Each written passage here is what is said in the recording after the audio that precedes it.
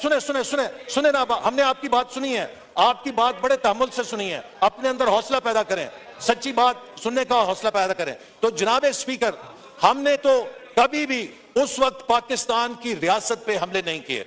इनके लीडर कहते थे, इनके लीडर से हमने सुना कि वो कौमें तबाह हो जाती हैं कि जिनके बड़ों के लिए और कानून हो और जिनके छोटों के लिए और कानून हो। तो जनाब, अगर आपके बकौल आप पर झूठे मुकदमे हैं तो अदालतों में उनका दिफा कीजिए।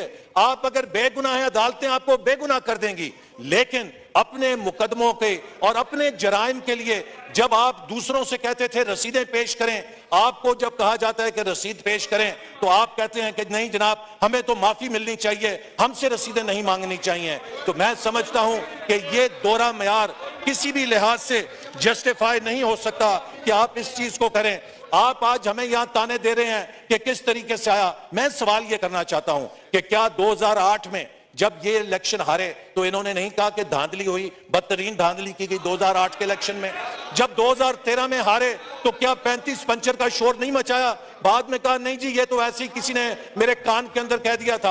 अब फिर आप इलेक्शन हारे तो आपने अब 80 पंचर निकाल दिए। सवाल यह है कि 2/3 पाकिस्तान ने आपके खिलाफ वोट दिया है, आपको 1/3 वोट मिला है। पाकिस्तान के 4 फेडरेटिंग यूनिट्स में से 3 फेडरेटिंग यूनिट्स ने आपको मुस्तरद किया है। लिहाजा आपका जो मैंडेट है उसके मुताबिक आप अपने मैंडेट की खिदमत करें और इस मुल्क के निजाम को, अगर आप यहां पे धमकियां देंगे, आप यहां पर यह कहना चाहेंगे कि हम इस ऐवान को चलने नहीं देंगे, तो माफ कीजिए, ये ऐवान आपकी प्रॉपर्टी नहीं, ये 24 करोड़ आवाम की प्रॉपर्टी है। इन लोगों को मैं याद कराना चाहता हूं कि तोशा खाना से इन्होंने तो पाइनएप्पल नहीं बख्शा,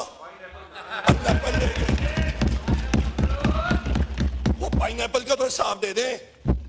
एक गाड़ी जो थी वो हजम कर गए, रूल्स में अलाउड ही नहीं, BMW ले गए, वो खुद उस पे कभी मरी जा रहे हैं तो कभी किधर जा रहे हैं, उसका तो हिसाब दें। वो कहां पे गई? वो करप्शन नहीं है, वो हलाल है, वो कोई हलाल करप्शन के जुमरे में आती है, इसका तो इस कौम को जवाब दे। इन चीजों को देख के स्पीकर साहब, कौम के नौजवानों ने जो धोबी पटकार इनकी निकाली है वो आज देखें। धोबी पटकार तो निकली और जिस वक्त वो कपड़े लगाए सूखने के लिए तो रातों रात किसी ने आके तो ड्राई क्लीन मशीन में घुसा दिया और फॉर्म 47 का निकाल दिया। ये फर्क हुआ है और खुद भी ये फॉर्म 47 के बेनिफिशियरी है माशाल्लाह। यहां पे ये घुसपैठिए लोग बैठे हुए हैं, आते हैं जनाब ये कानून की बालादस्ती के बारे में, वाह वाह। इनके लीडर साहब ने इसी ऐवान के कमेटी रूम नंबर 2 में नीचे जाके सारों को बुलाया हुआ था, कहा था मुझे तरकीब दे कि chief justice of Pakistan Sajjad Ali Shah साहब को उस वक्त मैं किस तरह हथकड़ियां लगाऊं, तारीख का हिस्सा है, जाके देख ले। तीसरी चीज, राना सना के बारे में बात की तो इनकी हुकूमत थी ना, डीजी एंटी नारकोटिक्स इनके नीचे आता था। उस डीजी नारकोटिक्स को इनके दौर वाले को कहते कि जो पिछला डीजी नारकोटिक्स है उसके खिलाफ FIR काटे, राना सनाउल्लाह या मस्कीन है या इनोसेंट है तो उसके खिलाफ अपॉलॉजी दे, नहीं कर सके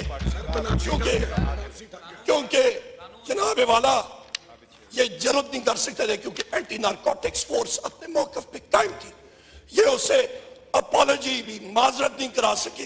तो किसके बारे में बात करते हैं, किसको ये बेवकूफ बनाते हैं? जनाब स्पीकर, ये बात करते हैं आईन और कानून की, ये हम सारों में गुस्सा क्यों है? ये इनकी हुकूमत थी, पुलिस फोर्स इनकी थी। मेरे महबूब कायद के खिलाफ जुडिशल कॉम्प्लेक्स में जब टीयर गैसिंग हुई, जब ट्रैप सेट किया गया,